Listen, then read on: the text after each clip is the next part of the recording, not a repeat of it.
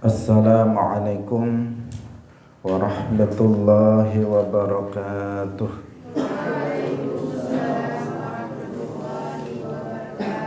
Alhamdulillahi rabbil alamin. Lahun ni'matu wa lahul fadlu wa lahul thana'ul hasan. Wa salawatullahil barrir rahim wal malaikatil muqarrabin ala sayyidina wa maulana Muhammadin wa ala alihi wa ashabihi tayyibin at-tahirin. Allahumma la sahla illa ma ja'altahu sahla wa anta taj'alul hazna idha syi'ta sahla. Allahumma arzuqna al-ikhlasa fi niyyati wal qawli wal amal wa ba'du. Ila Nabiyil Mustafa sallallahu alaihi wasallam wa ikhwanihi minal anbiya'i wal mursalin wa syuhada'i was salihin, khususan ila sultanil awliya Syekh Abdul Qadir Al-Jilani wa Syekh Ahmad Ar-Rifai wa Syekh Bahaidin Naqsyabandi wa Syekh Abdullah Al-Harari wa ila arwahi muassis Jam'iyyat Nahdlatul Ulama Syekh Muhammad Hashim Ash'ari wa Syekh Bisri Samsuri wa Syekh Abdul Wahhab Hasbuwah wa ila arwahi jami'i ahli al-qubur minal muslimin wal muslimat. Al-Fatihah. A'udzu billahi minasy syaithanir rajim. Bismillahirrahmanirrahim. Alhamdulillahi rabbil alamin.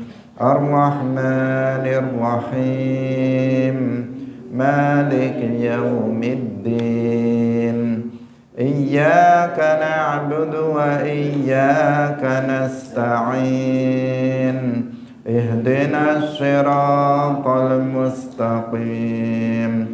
Siratal ladzina an'amta 'alaihim ghairil maghdubi 'alaihim waladdallin.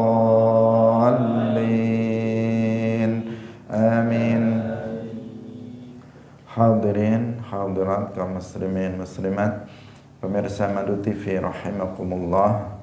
Alhamdulillah, mari kita mengungkapkan rasa syukur kita kepada Allah Subhanahu wa taala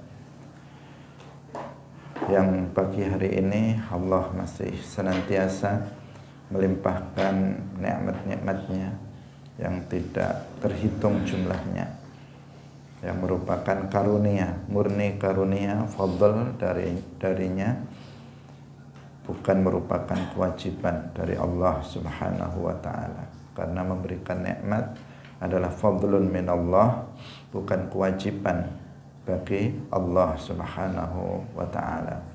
Karena itu wajib bagi setiap kita untuk mensyukuri setiap nikmat yang Allah anugerahkan kepada kita.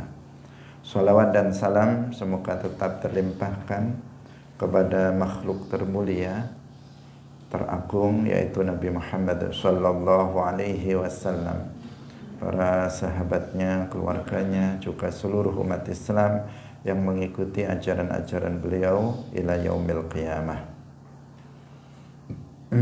Hadirin rahimakumullah, mari kita ikhlaskan niat kita masing-masing. Kita hadir dalam majelis ilmu murni lillahi ta'ala, mencari ridha Allah Subhanahu wa ta'ala. Kita sampai pada hadis nomor 40. Qala al-musannifu rahimahullahu ta'ala an Abi Hurairah annahu qala, an Abi Hurairah, saking Abi Hurairah radhiyallahu anhu, qala wasdawuh, iku qala wasdawuh sapa Abu Hurairah, uqimat wasden iqamai apa as-salatu salat, fasawwa nuli nglurusaken sapa annasu menungsa sufufahum ing pira-pira safe barisane annas. Fa kharaja nuli metu sapa Rasulullah sallallahu alaihi wasallam, fataqaddama nuli maju sapa Rasulullah, Wa huwa halih utawi Rasulullah iku junubun wong kang junub. Tsumma qala nuli dawuh sapa Kanjeng Nabi ala makanikum. Tetepa sapa sira kabeh ala makanikum ing atase panggonan ira kabeh. Faraja'a nuli bali sapa Kanjeng Nabi faghtasala nuli atus sapa Kanjeng Nabi. Tsumma kharaja nuli metu sapa Kanjeng Nabi wa ra'suhu lan utawi sirahe Kanjeng Nabi iku yak turu netesaken apa ra'suhu ma'an ing banyu. Fa shalla nuli salat sapa Kanjeng Nabi bihim kelawan annas. Diriwayatkan dari Abi Hurairah radhiyallahu anhu, beliau berkata, uqimatis shalah, salat sudah diiqomai, artinya salat jamaah. Dalam salat jamaah lafaz iqamah sudah dikumandangkan, Allahu akbar, Allahu akbar, asyhadu an la ilaha illallah dan seterusnya. Itu sudah dikumandangkan, sudah selesai. Kemudian orang-orang sudah merapikan dan meluruskan shaf. Fasawwan nasu sufufakum. Orang-orang yang mau berjamaah sudah meluruskan dan merapatkan barisan. Kemudian Rasulullah Shallallahu Alaihi Wasallam keluar dari rumah menuju ke masjid. Kemudian Nabi maju ke depan dalam keadaan beliau itu masih junub, belum mandi. Kemudian beliau berkata, kalian tetaplah di situ, di tempat kalian, jangan bubar. Dan beliau pulang sebentar mandi, kemudian beliau keluar lagi dari rumah. Warak suhu dan kepala beliau masih meneteskan air bekas mandi junub tersebut. Kemudian beliau sholat menjadi imam bagi orang-orang tersebut.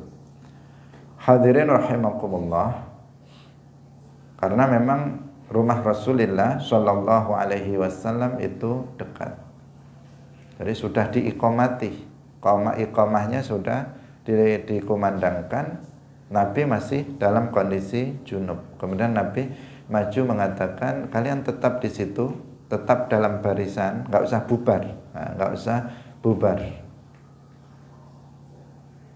tetap pada barisan masing-masing, tetap dalam posisi masing-masing. Nabi kemudian pulang mandi, kemudian balik lagi dan menjadi imam. Berarti tidak lama mandinya Rasulullah Sallallahu Alaihi Wasallam itu tidak lama, tidak seperti mandinya kita yang membutuhkan waktu yang lama. Artinya ya tidak selayaknya kita semestinya mengikuti Rasulullah Sallallahu Alaihi Wasallam. Kalau mandi wajib itu tidak melakukan israf, berlebihan dalam menggunakan air. Sebagaimana dalam wudu juga tidak melakukan israf, berlebihan dalam penggunaan air. Hadirin rahimakumullah, yang perlu kita perhatikan yang pertama, ketika dikatakan fataqaddama wa huwa junub, junub yang dimaksud di situ adalah junub karena atau junub setelah atau junub karena melakukan hubungan suami istri. Artinya Nabi sebelumnya telah melakukan hubungan suami istri dengan istri beliau. Junub bukan karena disebabkan oleh mimpi basah, karena Rasulullah Shallallahu Alaihi Wasallam itu tidak ikhtilam, beliau tidak mimpi basah. Beda dengan kita umatnya, kita terkadang, dan ini salah satu juga tanda seseorang balik apabila seseorang bermimpi basah, bermimpi kemudian dia mengeluarkan air mani. Seorang nabi kita Muhammad Sallallahu Alaihi Wasallam itu tidak ikhtilam, Ini yang menjadi catatan. Nabi tidak pernah mimpi basah, karena mimpi basah itu adalah ulah dari setan. Setan yang melakukan itu sehingga seseorang itu kemudian ihtilam atau mimpi basah. Sedangkan Nabi itu tidak bisa diganggu oleh syaitan sehingga beliau itu tidak mengalami ihtilam. Kalau Nabi itu junub, maka itu karena beliau melakukan hubungan suami istri dengan istri beliau. Karena yang dikatakan junub itu apa? Mengeluarkan mani. Nah, mengeluarkan mani itu yang disebut junub. Nah, mengeluarkan mani itu bisa dengan macam-macam. Ada yang melakukan hubungan suami istri kemudian junub, ada yang kemudian bermimpi basah kemudian dia mengeluarkan mani. Ada kalanya mungkin seseorang melakukan istimna, onani atau masturbasi sehingga dia mengeluarkan mani. Itu hukumnya dia adalah orang yang junub. Dan ini adalah hadas besar. Apabila dia mau sholat maka dia harus mandi terlebih dahulu. Kemudian yang kedua, hadis ini menjelaskan kepada kita bahwa di antara iqamah dan sholat kita boleh berbicara. Di antara iqamah dan sholat itu kita boleh berbicara. Gak bolehnya bicara itu kalau sudah takbiratul ihram, sudah memulai sholat, baru kita gak boleh berbicara. Jika berbicara maka sholatnya batal. Tapi masih di antara iqamah dan sholat itu masih bisa kita untuk bicara. Karena Nabi di sini iqamah sudah dilangsungkan, sholat belum dimulai. Nabi mengatakan ala makanikum, kalian tetaplah di tempat kalian. Beliau kemudian keluar dari masjid dan kemudian beliau mandi terlebih dahulu. Nah, maka ini dalil bagi kita tentang bolehnya berbicara di antara waktu di antara iqamah dan sholat. Karena ada yang beranggapan itu nggak boleh, sehingga kalau sudah iqamah semuanya diam. Semuanya diam, tidak ada satupun yang berbicara, karena sebagian menganggap sudah nggak boleh bicara lagi kalau sudah iqamah. Yang sebenarnya bagaimana boleh? Nabi juga berbicara di antara iqamah dan sholat. Hadirin rahimakumullah. Kemudian yang berikutnya, hadis ini juga menunjukkan kepada kita bahwa seseorang yang dalam kondisi junub, dia tidak wajib untuk mandi fauron, secara langsung. Itu tidak diwajibkan. Tetapi wajibnya mandi dari junub itu ketika seseorang akan menjalankan sholat. Kalau belum akan menjalankan sholat, maka tidak wajib seseorang itu secara langsung mandi. Meskipun yang lebih utama seseorang itu langsung mandi.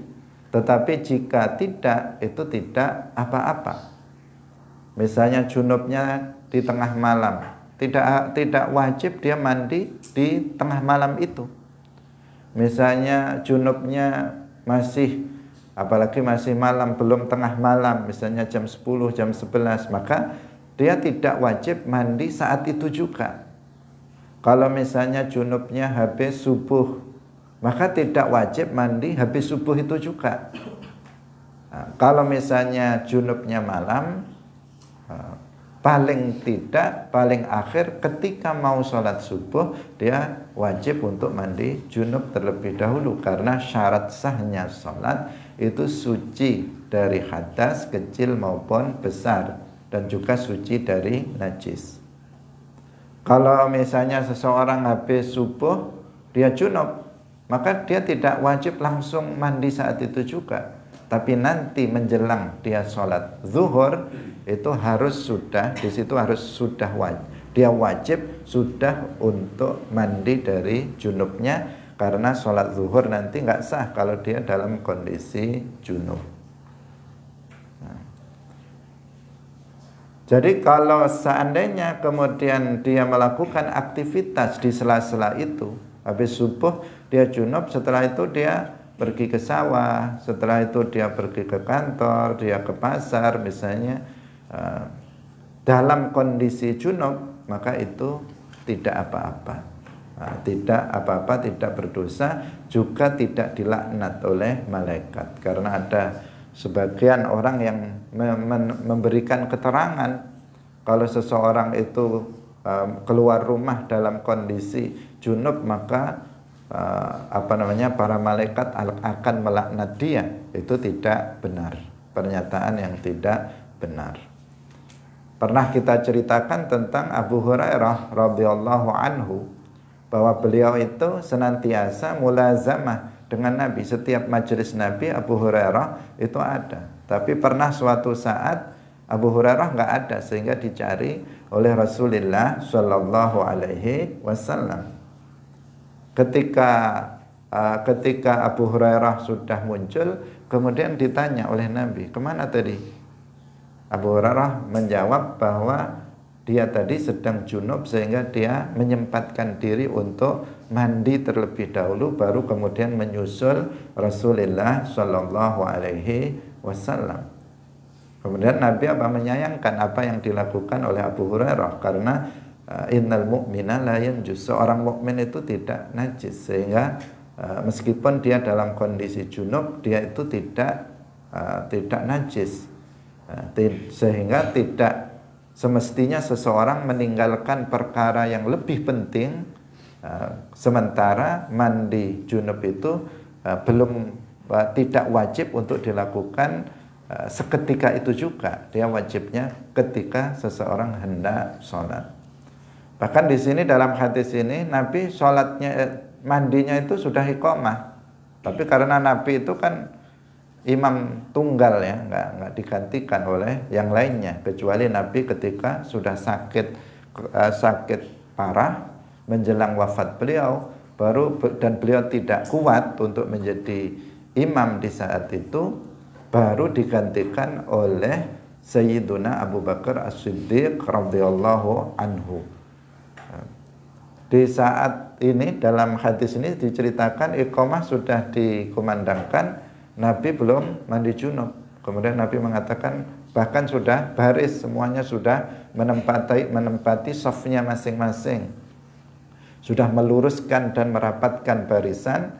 Nabi mengatakan tetap kalian di situ, jangan pindah, jangan bubar, saya mandi dulu. Nabi kemudian mandi junub dan kembali kemudian menjadi imam. Jadi pada saat itu baru beliau mandi ketika hendak melaksanakan sholat. Maka ini menjadi bukti bahwa mandi junub itu tidak wajib dilakukan secara langsung. Begitu junub langsung mandi, itu tidak wajib seperti itu. Tetapi itu jika dilakukan, ya lebih baik jika seseorang menghendaki untuk senantiasa suci dari najis maupun dari hadas. Kita lanjutkan pada hadis berikutnya. An Abi Hurairah anin Nabi sallallahu alaihi wasallam qala. Saking Abi Hurairah radhiyallahu anhu, anin Nabi, saking Kanjeng Nabi sallallahu alaihi wasallam, qala dawuh sapa Kanjeng Nabi. Sab'atun ana wong pitu yuzilluhum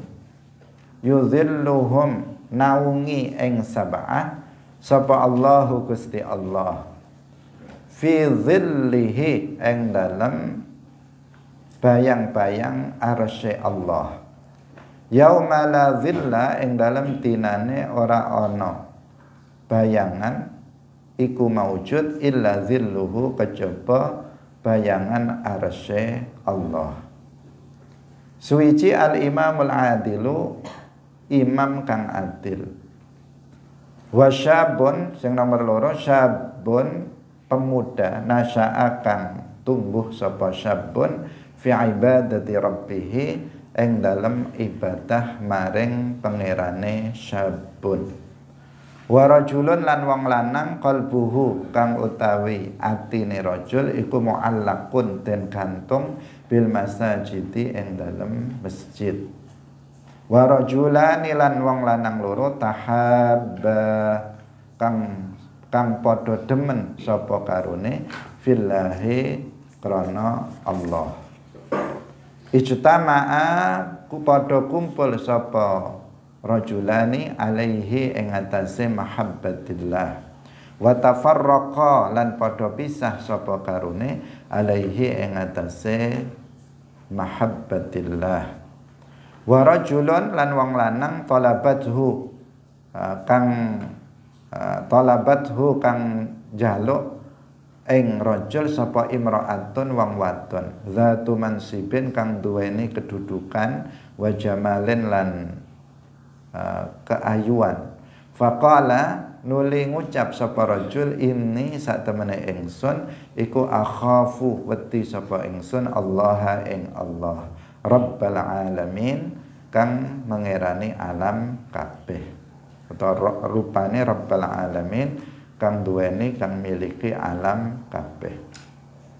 Wa rajulun lan wong lanang tasaddaqa kang sedekah sunnah sapa rajul bisadaqatin kelawan sedekah akhfaha ngrahasiaaken utawa nyembunyiaken sapa rajul ing sedekah hatta la ta'lama sehingga orang ngaweruhi apa shimaluhu tangan kiwane rajul madza apa tungfiqu kang nginfakaken sapa apa shimaluhu yaminuhu tungfiqu kang nginfakaken apa yaminuhu tangan tengene rajul.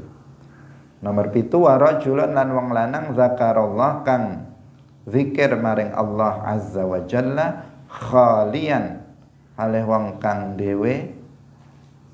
Maksudnya wong kang khalian itu kang sepi sangka riya fafadat nuli mili apa ainahu banyu mripat lorone rajul. Hadirin rahimakumullah, diriwayatkan dari sahabat Abi Hurairah radhiyallahu anhu dari Nabi sallallahu alaihi wasallam bahwa Rasulullah bersabda ada 7 orang yang yudhilluhumullah fi dhillihi yauma la dhilla illa dhilluh. Ada 7 orang yang nanti pada hari kiamat yauma la dhilla illa dhilluh, maksudnya pada hari kiamat,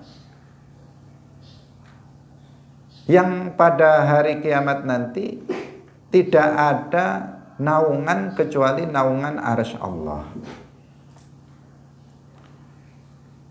Karena nanti pada hari kiamat segala sesuatu hancur.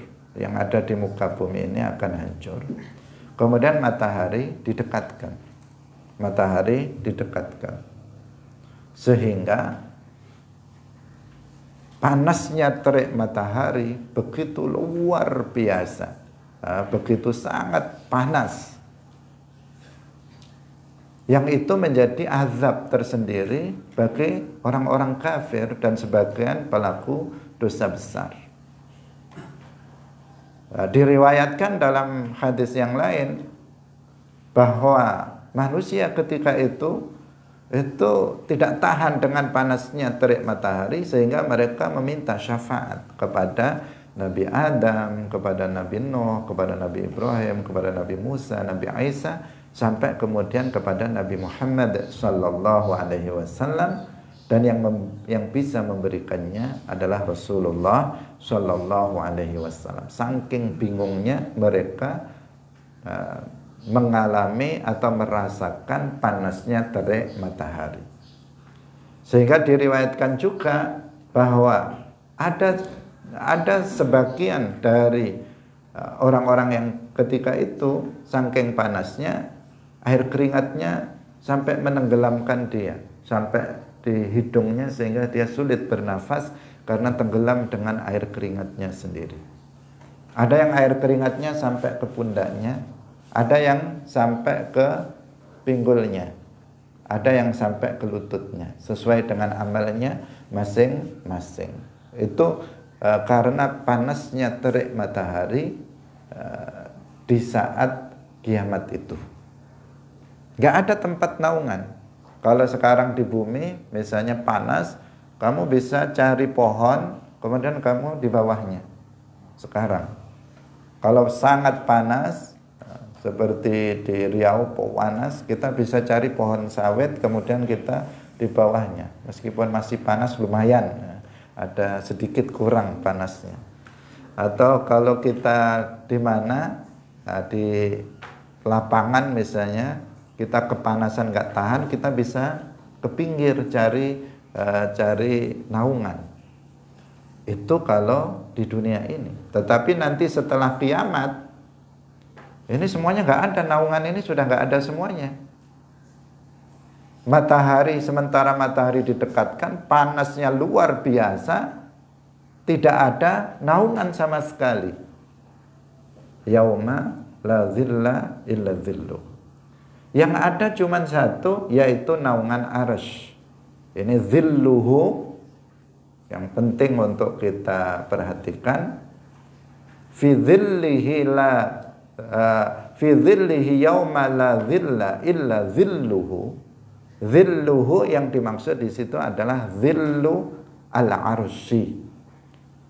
Di sini diidhofahkan kepada Allah litasyrif, untuk menunjukkan kemuliaan, tetapi harus diwaspadai, maksudnya di sini bukan bayangannya Allah. Jadi penisbatan terhadap makhluk di situ tidak menunjukkan bahwa Allah itu memiliki bayangan. Karena sesuatu yang memiliki bayangan itu adalah jisim. Sesuatu yang memiliki bayangan itu adalah jisim. Seperti saya jisim.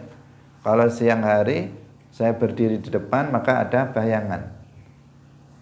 Rumah ini jisim. Kalau nanti siang, maka kena sinar matahari, ada bayangannya. Misalnya pohon itu jisim.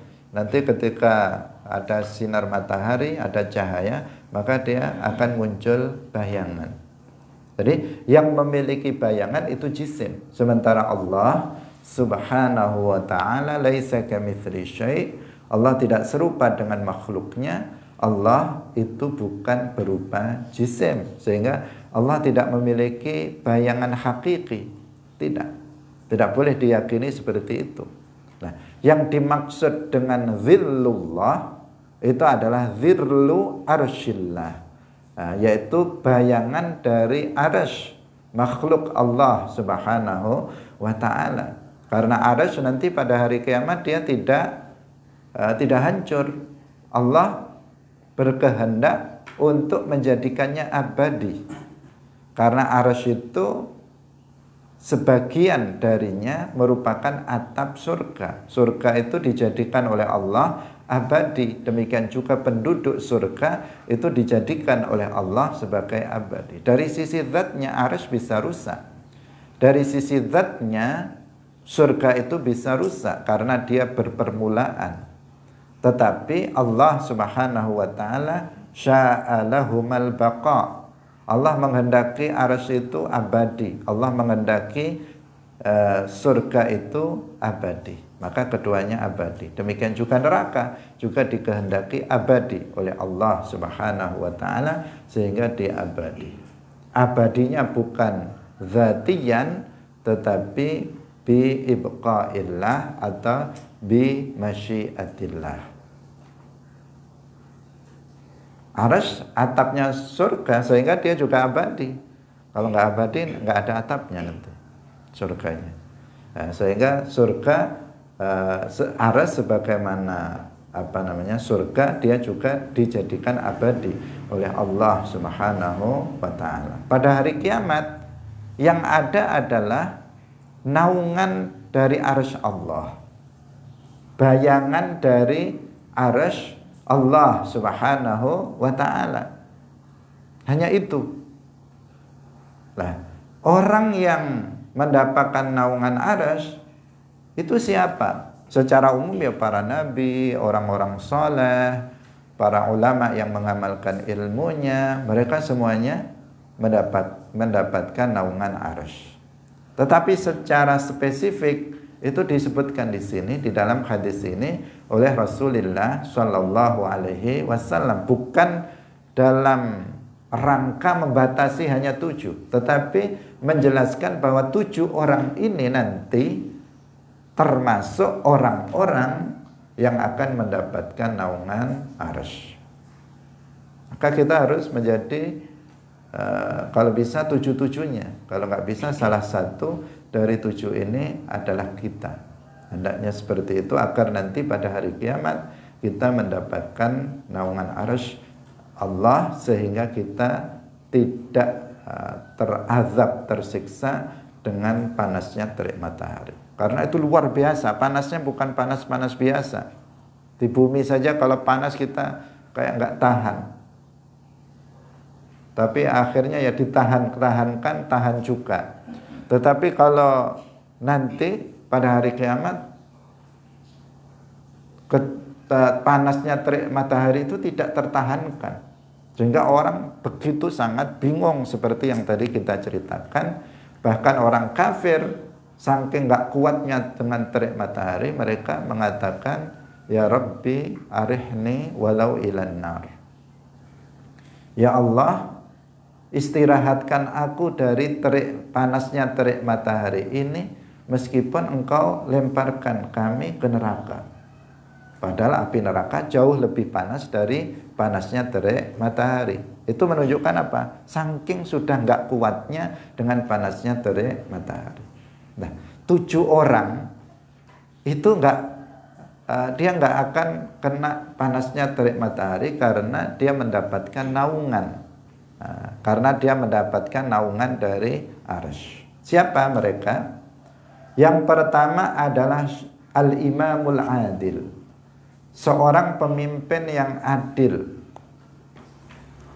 Seorang pemimpin, seorang khalifah, seorang imam, seorang kalau sekarang presiden yang dia itu adalah adil, yang dia mengurus urusan umat Islam dengan adil. Pemimpin secara keseluruhan, baik itu imam tertinggi maupun pemimpin-pemimpin daerah, yang dia mengurus urusan umat Islam secara adil. Secara adil itu artinya dia mengurusnya sesuai dengan ketentuan dari syariat Islam, menempatkan sesuatu pada tempatnya, tidak ekstrim dalam memimpin. Adil, betul-betul dia adil menempatkan sesuatu pada posisinya masing-masing sesuai dengan ketentuan syariat Islam. Pemimpin yang seperti itu nanti pada hari kiamat akan mendapatkan naungan arsy. Tetapi pemimpin seperti ini sangat sedikit, tidak banyak. Pemimpin yang adil itu tidak banyak.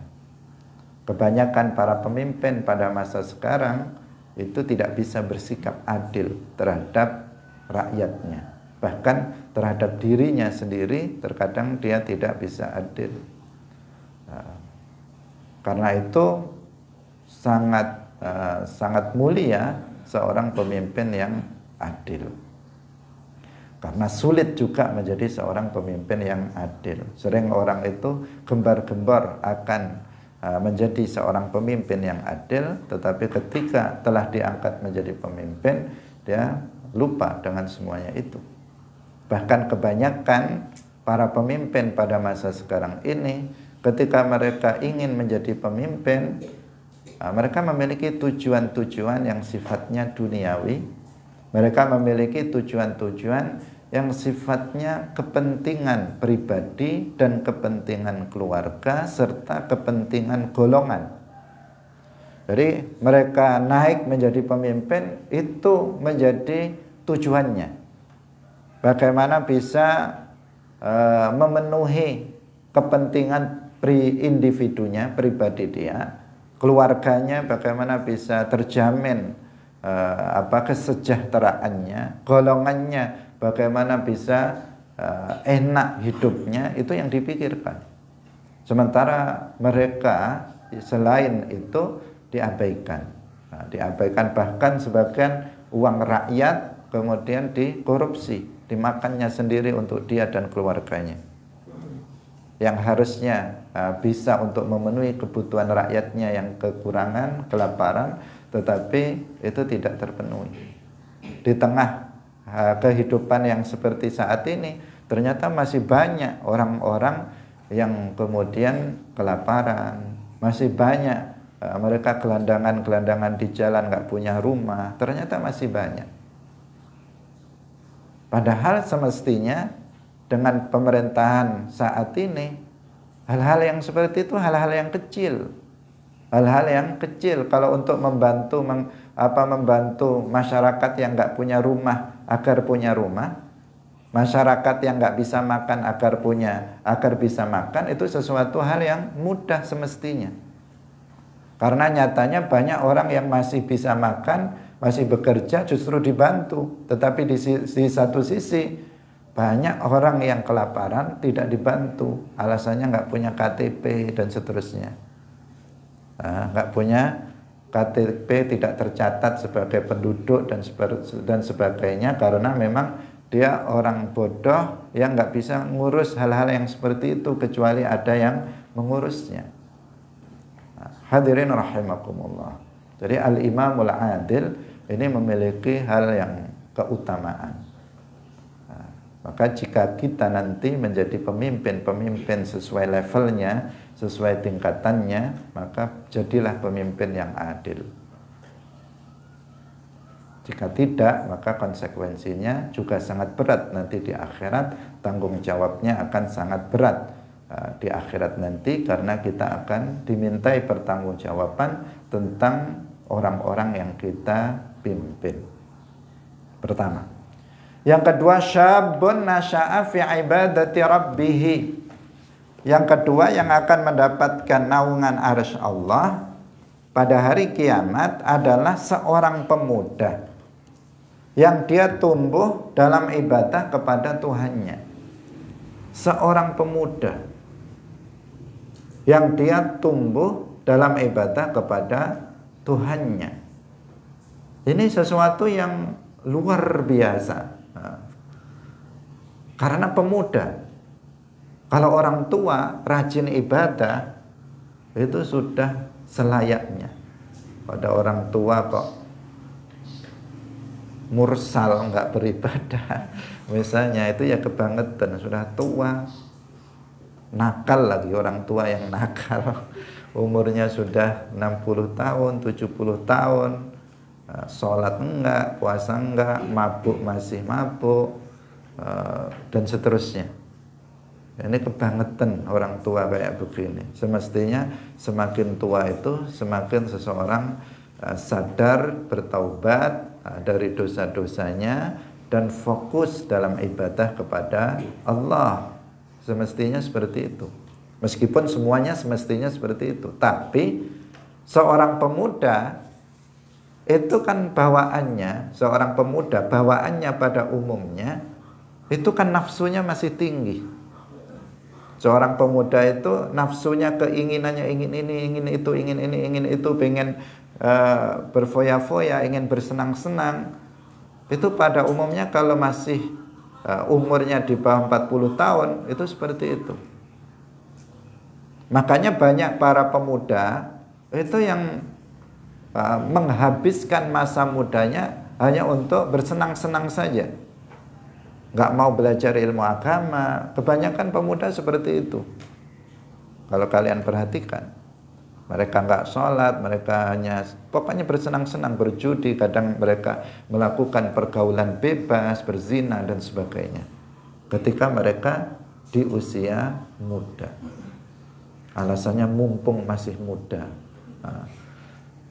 Jadi terbalik, yang harusnya mumpung masih muda harus memperbanyak ibadah, dia malah kebalik, mumpung masih muda kita gunakan untuk bersenang-senang. Nanti kalau tua udah nggak bisa lagi, katanya dia seperti itu. Semestinya kan dibalik, mumpung masih muda, kesehatan masih prima, badan masih kuat, diperbanyak amal ibadah. Karena nanti kalau sudah tua, sudah nggak bisa lagi. Sering kita ceritakan, orang tua sholat, mau rukuk saja kesulitan, mau sujud saja kesulitan. Mau berdiri dari sujud, berdiri pelan sekali karena boyoknya ini sakit. Itu orang tua. Sementara kamu yang muda mau 1000 rakaat pun kuat. Seandainya mau ya, itu masih kuat badannya untuk melakukan ibadah sebanyak-banyaknya. Hadir dalam majelis ilmu seperti ini 2 jam, 3 jam pun kamu masih kuat. Tapi kalau sudah tua, duduk aja udah nggak tenang, pengen beginilah, pokoknya udah nggak tahan, duduk sebentar saja sudah nggak tahan dalam majelis ilmu.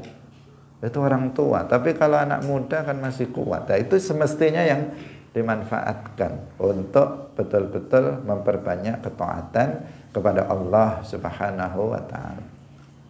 Jadi di saat kebanyakan para pemuda, di saat kebanyakan orang-orang muda itu mengikuti kemauan hawa nafsu dan syahwatnya untuk bersenang-senang di saat mudanya, ketika ada seorang pemuda yang dia tumbuh dalam ketaatan kepada Allah, maka dia akan mendapatkan naungan arsy Allah pada hari kiamat. Nah, seperti kalian masih muda-muda, tetapi kalian sudah mengisi hari-hari dengan belajar ilmu agama. Setiap hari dihabiskan belajar ilmu agama, melaksanakan sholat secara berjamaah lillahi ta'ala, melakukan kebaikan-kebaikan, padahal masih di usia yang sangat muda. Sementara di sana banyak sekali para pemuda yang menghabiskan waktunya hanya untuk memperturutkan hawa nafsunya. Nah, semoga kita semuanya tergolong sebagai ini, syabun, seorang pemuda nasya'a fi ibadatil rabbih. Nah, pemuda itu ya yang usianya di bawah 40 tahun, itu masih muda. Kalau sudah di atas 40 tahun itu sudah nggak muda lagi, sudah beranjak tua dan menua. Hadirin yang dirahmati oleh Allah Subhanahu wa Ta'ala. Yang nomor 2. Sekarang yang nomor 3, wa rajulun qalbuhu mu'allaqun bil masajid. Dalam riwayat yang lain fil masajid. Seorang laki-laki di sini maksudnya juga perempuan ya. Jadi sering disebut rajul atau syab. Kalau syab itu kan pemuda laki-laki. Kalau pemudi syabatun. Tapi yang dimaksud di sini bukan hanya untuk pemuda laki-laki, termasuk juga perempuan. Ketika disebut rajul juga termasuk imro'ah. Karena dalam amal soleh nggak ada diskriminasi antara laki-laki dan perempuan. Laki-laki atau perempuan yang beramal soleh semuanya sama-sama diberikan pahala oleh Allah Subhanahu wa Ta'ala. Wa may ya'mal minas solihati min dzakarin au untha wa huwa mu'min. Baik dia laki-laki ataupun perempuan, pokoknya dia mukmin, maka faulaika yadkhuluna al-jannata wa la yuzlamuna naqira. Artinya setiap amal kebaikannya itu akan dibalas dengan pahala oleh Allah Subhanahu wa Ta'ala. Maka kalau dalam ayat, dalam hadis sering disebut rajul, itu tidak selalu khusus untuk laki-laki. Terkadang yang dimaksud juga untuk umum, ya, baik laki-laki maupun perempuan. Seorang perempuan pemudi, dia nasya'at fi ibadatillah, ya kan masuk di sini. Ada seorang pemudi, perempuan remaja putri yang biasanya mereka berfoya-foya, bersenang-senang, tetapi dia sibuk dengan ilmu, sibuk dengan ibadah, maka sibuk dalam ketaatan kepada Allah, maka dia akan mendapatkan naungan arsy Allah nanti pada hari kiamat. Yang ketiga, seseorang yang hatinya itu digantungkan di masjid. Bukan hatinya dicopot terus digantung di masjid. Enggak. Tidak seperti itu. Tidak secara zahir. Karena secara zahir ya maknanya seperti itu. Seorang laki-laki yang hatinya itu digantung di masjid. Maksudnya digantung itu seperti halnya, artinya mulazamah, seperti halnya lampu. Kalau ada lampu kemudian digantung di masjid, dia kan nggak kemana-mana. Dia akan tetap mulazamah di dalam masjid itu. Rajulun mu'allaqun qalbuhu mu'allaqun bil masajid, itu maksudnya juga demikian. Artinya dia selalu mulazamah, hatinya itu mulazamah dengan masjid meskipun jasadnya itu di luar masjid. Di luar masjid. Jadi kalau sudah di masjid dia merasa nyaman keberadaan dia di masjid dengan memperbanyak amal ketaatan. Ketika dia sudah pulang di rumah, hatinya tetap di masjid. Tetap dalam ketaatan sebagaimana dia di masjid dan pengen ke masjid lagi. Hatinya selalu pengen untuk bisa datang ke masjid lagi. Pengen datang ke masjid lagi. Begitu seterusnya. Ini juga jarang orang yang seperti itu. Kebanyakan orang nggak kerasan di masjid. Padahal masjidnya sudah dikasih AC. Sudah nyaman. Tapi tetap nggak merasa nyaman. Karena dia belum merasakan manisnya ibadah, manisnya iman, dia belum merasakannya, sehingga dia merasa tidak kerasan berada di dalam masjid. Tapi ada sebagian orang yang hatinya itu memang mulazamah di dalam masjid, meskipun dia di luar, pikirannya tetap pengen ke masjid dan seterusnya. Selalu merindukan untuk bisa datang ke masjid, sehingga ketika datang waktu-waktu sholat dia buru-buru pergi ke masjid karena kecintaannya terhadap masjid itu memang ada di dalam hatinya. Ini yang keberapa tadi? Yang ketiga.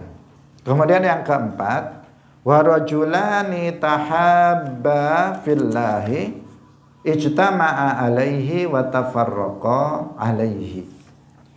Yang keempat, dua orang laki-laki yang saling mencintai karena Allah.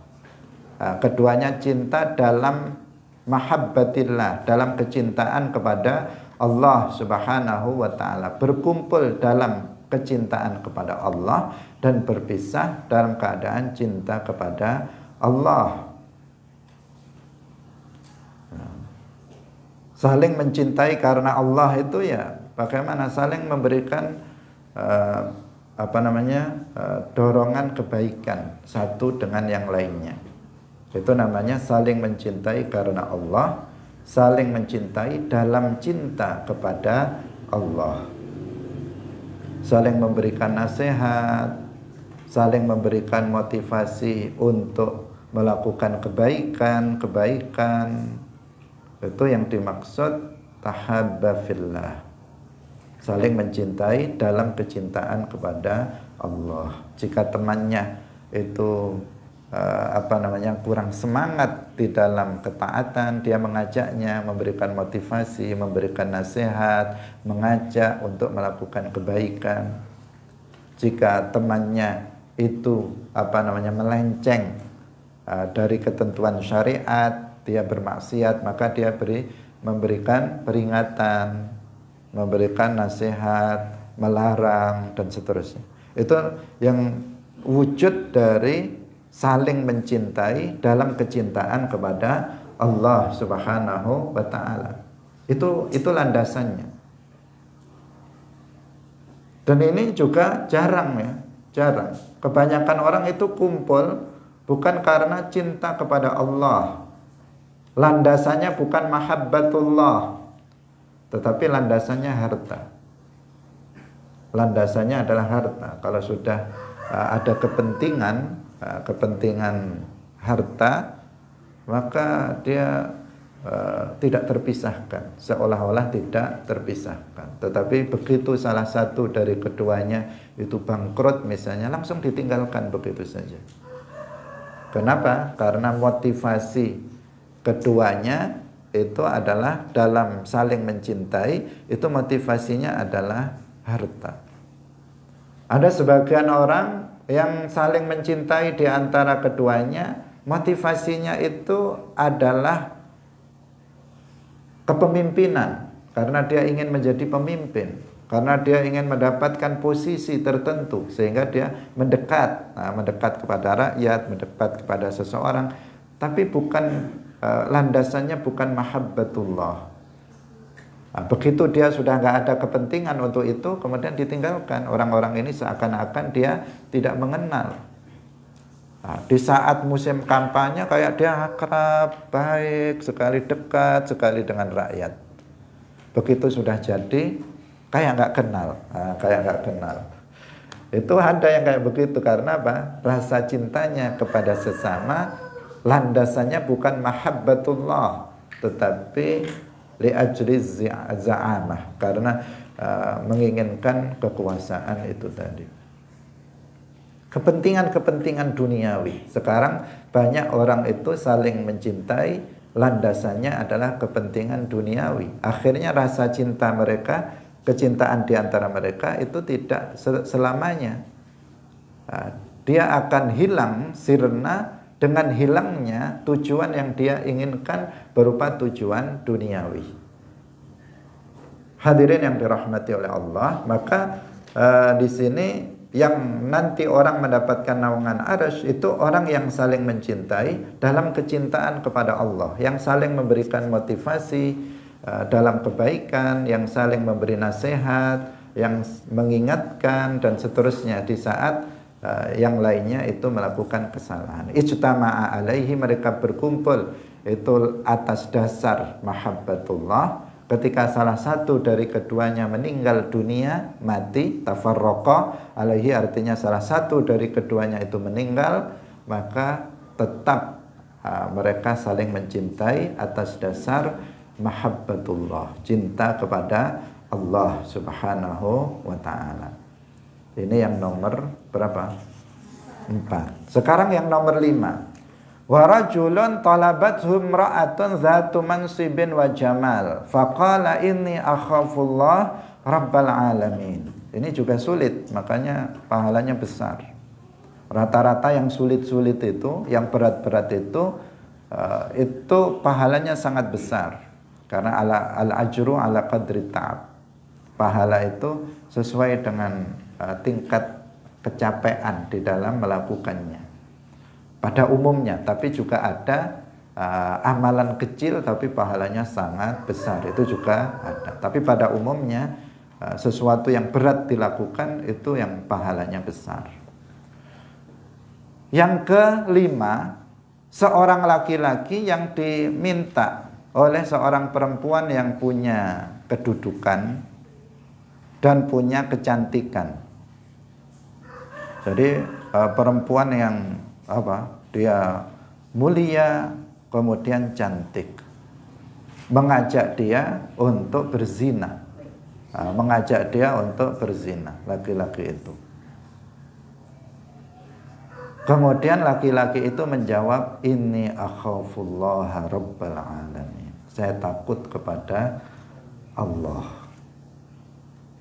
Gimana ini? Ini sulit ya, posisinya sulit. Kalau perempuannya jelek misalnya, nolaknya mudah, saya nggak mau. Dia secara lisan bilang akhafullah, padahal karena dia nggak mau, karena nggak cantik. Nah ini perempuannya secara zahir mendekati sempurna, udah cantik, terhormat, anaknya orang nasabnya bagus, kaya lagi. Ngajak seseorang berzina dan kesempatannya ada. Ini kan nolaknya sulit ini. Orang sekelas ustadz pun kesulitan ini untuk menolaknya. Karena apa? Karena begitu sangat menarik. Tapi apa? Tapi kalau dia kemudian karena takut kepada Allah, kesempatan ada dan diminta, bukan dia yang minta, tapi perempuannya yang minta. Kalau dia yang minta mungkin takut lah, tapi dia yang minta. Tapi dia jawabannya apa? Dia mengatakan inni akhafullaha rabbal alamin. Seperti Nabi Yusuf alaihissalam. Nabi Yusuf alaihissalam, Imra'atul Aziz, perempuan yang cantik dan masih muda, meskipun lebih tua dari Nabi Yusuf alaihissalam, meminta Nabi Yusuf untuk berzina, tetapi Nabi Yusuf mengatakan ma'adzallah, aku berlindung kepada Allah dari perbuatan tersebut. Nah, orang yang kayak begini ini nanti akan mendapatkan naungan arsy Allah. Sebab ini ujian berat, ya, ujian berat. Ujian itu bukan hanya musibah, tetapi kayak begini juga ujian keimanan bagi seseorang. Nah, itu. Hadirin yang dirahmati oleh Allah Subhanahu wa taala. Ini waktunya sudah habis. Ini masih 2 lagi. Yang keenam adalah seorang laki-laki yang bersedekah sunnah, maksudnya yang dia menyembunyikan sedekahnya itu sehingga seolah-olah tangan kirinya tidak mengetahui apa yang disedekahkan oleh tangan kanannya. Maksudnya dia sedekah khalisan lillah. Dia bersedekah murni karena Allah, tidak diumum-umumkan, tidak ditunjuk-tunjukkan, karena memang tujuan dia bukan pujian manusia, tujuan dia adalah untuk mendapatkan pahala dari Allah. Sehingga dia menyembunyikan sedekah sunnahnya itu seolah-olah tangan kirinya nggak tahu apa yang disedekahkan oleh tangan kanannya. Kemudian yang ketujuh, yang terakhir, seorang laki-laki, maksudnya juga perempuan, yang dia berzikir kepada Allah khalian di sini maksudnya juga ikhlas karena Allah, sunyi dari riya. Khalian itu sunyi dari riya, tidak harus menyendiri. Dia tidak harus menyendiri, tetapi dia murni karena Allah berzikir, sehingga kedua matanya meneteskan air mata. Dia menangis karena takut kepada Allah Subhanahu wa ta'ala di saat dia berzikir itu. Maka orang seperti ini nanti pada hari kiamat dia juga akan mendapatkan naungan arsy Allah. Nah, sampai di sini waktu sudah habis sehingga kita tidak banyak menguraikan untuk 2 orang ke-6 dan yang ke-7. Semoga kita semuanya termasuk 7-7-nya ada pada diri kita.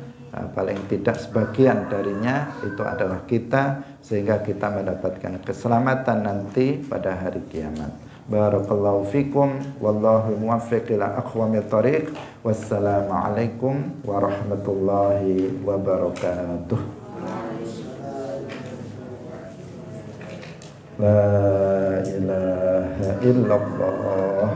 Allahumma salli ala sayyidina Muhammad wa ala alihi wa sahbihi wa sallim. Rabbi ghfirli wa liwalidayya wa lil mu'minina wal mu'minat.